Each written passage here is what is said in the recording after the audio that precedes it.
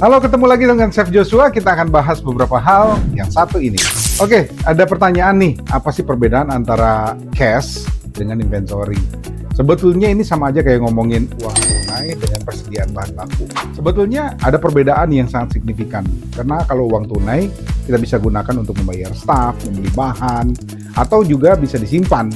Aman di bank, aman di safety, deposit, dan sebagainya. Tapi kalau yang namanya bahan baku, itu nggak bisa diuangkan. Artinya, dia uang yang sudah berbentuk dalam bentuk barang. Dan biasanya kebanyakan ya standby di rak, di lemari es gitu ya.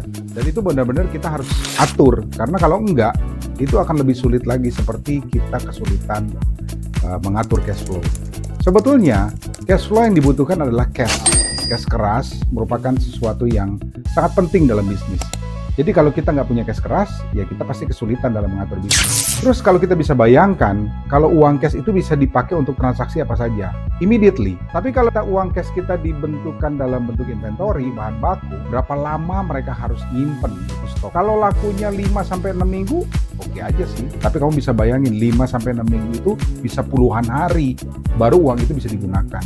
Jadi kalau sampai uang kamu disimpan di rak atau di lemari es tanpa bisa dipergunakan untuk apapun, itu benar-benar bahaya banget buat bisnis kamu. Jadi kalau tingkat persediaan kita harus benar-benar sesuai dengan budget kita, sesuai dengan kebutuhan kita.